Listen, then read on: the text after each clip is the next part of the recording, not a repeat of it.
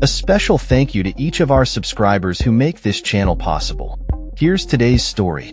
In a significant policy shift, the United States has announced that a limited number of American defense contractors will be allowed to operate within Ukraine, primarily tasked with maintaining and repairing weaponry supplied by the Pentagon. This decision marks a pivotal moment in U.S. involvement in the Ukraine conflict, particularly as President Joe Biden approaches the end of his term and prepares for a transition of power to President-elect Donald Trump.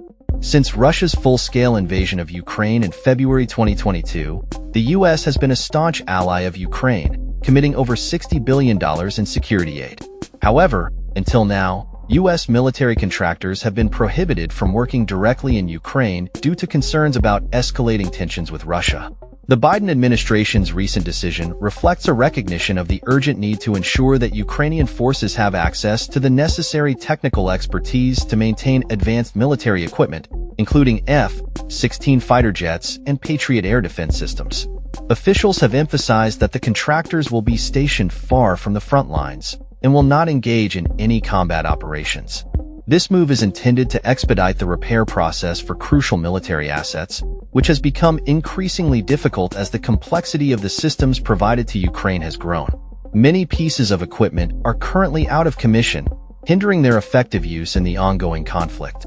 The decision comes at a critical juncture as Russia continues to make territorial advances in Ukraine. President Zelensky has been vocal in his appeals to Western allies for increased military support, including long-range missiles to target Russian positions.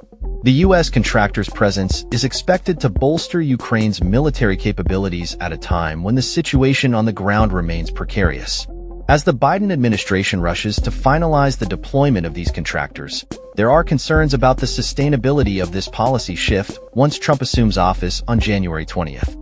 Trump's victory in the recent presidential election has raised questions about the future of U.S. military aid to Ukraine, with the former president previously criticizing the scale of support provided to the country.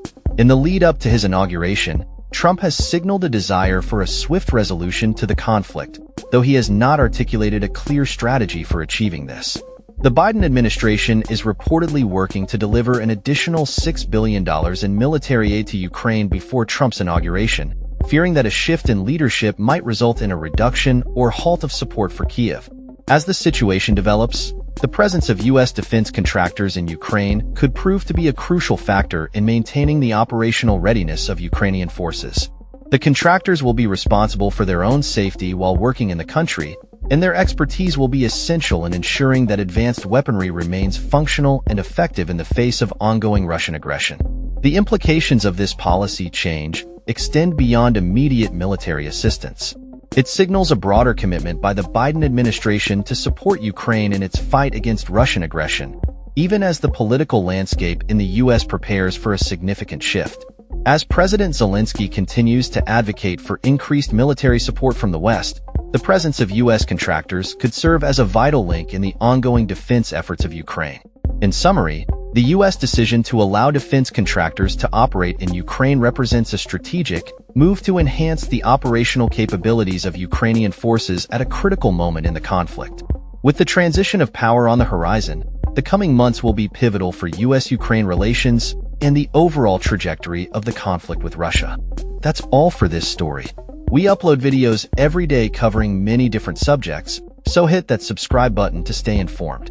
Thanks for watching.